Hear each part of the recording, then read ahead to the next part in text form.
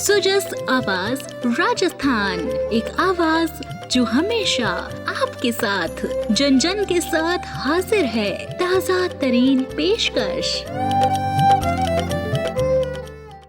Sujas podcast में मेधा से आप सुन रहे हैं प्रदेश की खास खबरें। एक नजर आज की हेडलाइंस पर। मुख्यमंत्री भजनलाल शर्मा ने दिया राज्यपाल के अभिभाषण पर जवाब। कहा, हमारी सरकार का उद्देश्य जन कल्याण और योजनाओं का लाभ अंतिम छोर पर खड़े व्यक्ति तक पहुंचाना। मुख्यमंत्री भजनलाल शर्मा की पहल पर मुख्यमंत्री आयुष्मान आरोग्य शिविर बन रहे वरदान। 11,57,000 से अधिक लोग हुए लाभान्वित। प्रदेश के 36 प्राथमिक सहकारी भूमि विकास बैंकों को होगा 130 करोड़ रुपए के दीर्घकालीन ऋण का वितरण। सरकार की बजट घोषणा के अनुरूप ब्याज अनुदान योजना के तहत उपलब्ध करवाए जाएंगे ऋण। और अब सुनिए खबरें विस्तार से। माननीय अध्यक्ष महोदय, माननीय राज्यपाल जी के अभिभाषण पर मैं सर्वप्रथम उनका आभार व्यक्त करता हूं। माननीय राज्यपाल महोदय द्वारा राष्ट्र प्रथम, नेशन फर्स्ट, सहकारी संघवाद, एकात्म मानववाद आदि अवधारणाओं के माध्यम से सभी का पथ प्रदर्शन करते हुए प्रदेश के विकास की आधारशिला को रेखांकित किया है। साथ ही माननीय प्रधानमंत्री श्री नरेंद्र मोदी जी द्वारा विकसित भारत 2047 हेतु दिए गए विजन के आधार पर निर्धारित हमारी सरकार की प्राथमिकता के बारे में उल्लेखित करते हुए मार्गदर्शन प्रदान किया गया है। इसके लिए मैं भी उनका भी धन्यवाद देता हूं। अभी आपने सुना मुख्यमंत्री भजनलाल शर्मा को। उन्होंने आज 16वीं राजस्थान विधानसभा के तृतीय सत्र में राज्यपाल के अभिभाषण पर जवाब दिया। श्री शर्मा ने कहा कि हमारी सरकार का उद्देश्य जन कल्याण और योजनाओं का लाभ अंतिम छोर पर खड़े व्यक्ति तक पहुंचाना है। हमारी सरकार सभी को सकारात्मक दृष्टि से देखते हुए माननीय सदस्यों द्वारा दिए गए महत्वपूर्ण सुझावों का चिंतन मनन कर राजस्थान के विकास, जन कल्याण व गरीब कल्याण के लिए समावेश करने की कोशिश करेगी। हमारी सरकार का मुख्य उद्देश्य जन कल्याण योजना का लाभ अंतिम पंक्ति पर खड़े व्यक्तियों तक पहुंचाते हुए प्रदेश को खुशहाल व विकसित बनाने का है। हमारी सरकार गरीब, युवा, अन्नदाता के साथ वंचित वर्गों के उत्थान के लिए कृत संकल्प है। मुख्यमंत्री ने कहा कि प्रधानमंत्री नरेंद्र मोदी के कुशल नेतृत्व में आए केंद्रीय बजट में 12 लाख तक की आय तक इनकम टैक्स फ्री कर दिया गया है। उन्होंने कहा कि इसका फायदा राजस्थान के कर्मचारियों और लोगों को भी मिलेगा। इससे राजस्थान की अर्थव्यवस्था को फायदा होगा। प्रधानमंत्री नरेंद्र मोदी जी को भी इस सदन के माध्यम से कोट कोट धन्यवाद देना चाहता हूँ, जिन्होंने आकुंभ के बसंती मौसम में अपने आम बजट 2025 में ऐतिहासिक घोषणा करके बसंती मौसम को और गुलाबी कर दिया है आत्मनिर्भर भारत की ओर एक और मजबूत कदम बढ़ा दिया। वही दिन दूर नहीं कि हमारे देश की अर्थव्यवस्था दुनिया की तीसरी सबसे बड़ी अर्थव्यवस्था बनेगी। राजस्थान में भी मध्य वर्ग नौकरी पेशा लोगों जिनकी वार्षिक आय 12 लाख तक है। माननीय अध्यक्ष महोदय, देखिए राजस्थान में भी जिनकी 12 लाख तक की आमदनी है उनको भी आयकर नहीं देना होगा। कितना बड़ा फायदा हमारे देश के यशस्वी प्रधानमंत्री नरेंद्र मोदी जी ने किया है। मुख्यमंत्री ने अभिभाषण के जवाब में कहा कि अन्नदाता किसानों के लिए केसीसी की सीमा बढ़ाकर केंद्र सरकार ने तोहफा दिया है कि आमजन कृषक तथा साथ ही निवेश एवं उद्यमियों को राहत देने की श्रृंखला में आज ही आरबीआई द्वारा 0.25 रेपो रेट में कमी की गई है। आज कमी की गई है। माननीय प्रधानमंत्री जी एवं माननीय केंद्रीय मंत्री महोदय का भी आभार व्यक्त करता हूं कि केंद्रीय बजट के लिए हमारे द्वारा प्रदेश के विकास के संबंध में उठाए गए प्रमुख प्रस्तावों को उनके द्वारा इसमें शामिल किया गया है।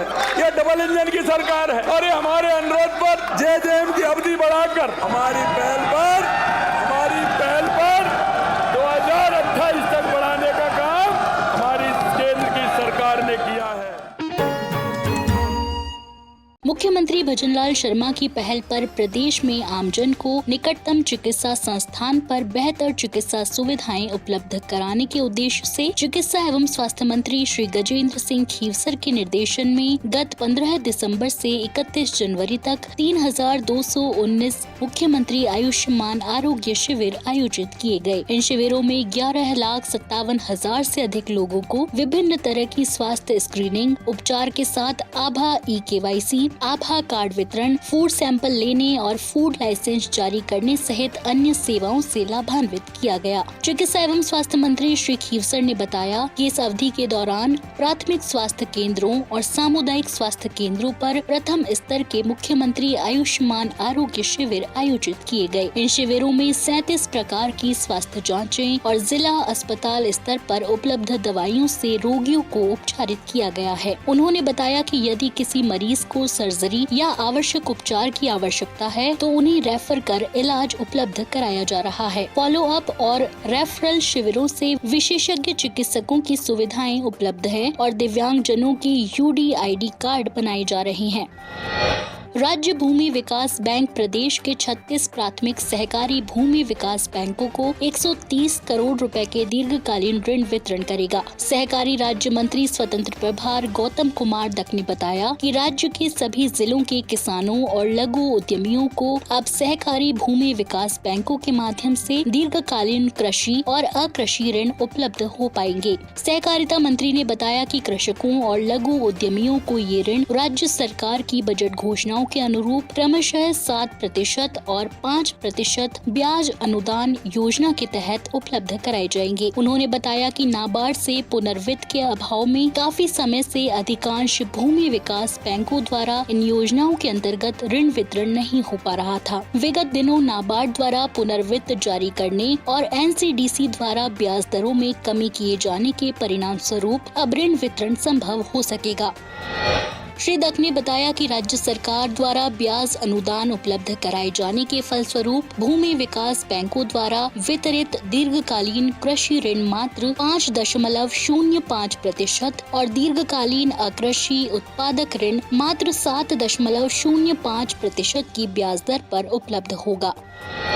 16वीं राजस्थान विधानसभा के तीसरे सत्र में सवाल जवाब का दौर लगातार जारी है। इसी कड़ी में सामाजिक न्याय और अधिकारिता मंत्री अविनाश गहलोत ने विधानसभा में कहा कि प्रदेश के विशेष योग्यजनों को पात्रता के आधार पर 14 विभिन्न योजनाओं से लाभान्वित किया जा रहा है। सामाजिक न्याय और अधिकारिता मंत्री प्रश्नकाल के दौरान सदस्यों द्वारा इस संबंध में पूछे गए पूरक प्रश्नों का जवाब दे रहे थे। उन्होंने इस दौरान प्रधानमंत्री नरेंद्र मोदी द्वारा दिव्यांगता की श्रेणी को 7% से बढ़ाकर 21% किए जाने पर भी आभार जताया। उन्होंने कहा कि प्रदेश के मुख्यमंत्री भजनलाल शर्मा के विशेष प्रयासों से प्रदेश में मस्कुलर डिस्ट्राफी बीमारी से पीड़ित मरीजों के लिए 1 लाख रुपए तक की इलेक्ट्रिक व्हील चेयर देने का काम किया है। उन्होंने कहा कि मुख्यमंत्री भजनलाल शर्मा ने दिव्यांगों के सामाजिक और आर्थिक संबल को ध्यान में रखते हुए कई विशेष योजनाएं भी लागू की हैं।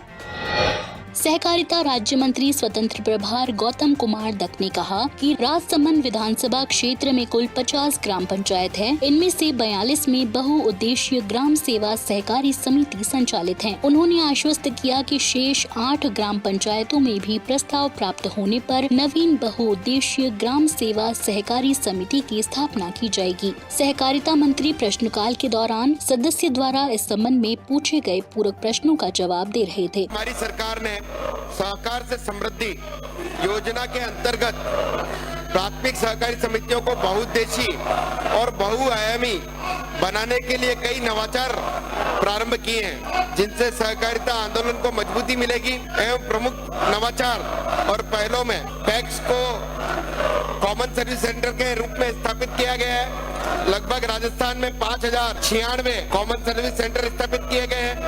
पैक में जन औषधि केंद्र स्थापित किए गए हैं। लगभग 30 पैक्स को हम कंप्यूटराइजेशन करके उनमें पारदर्शिता लाना चाहते हैं।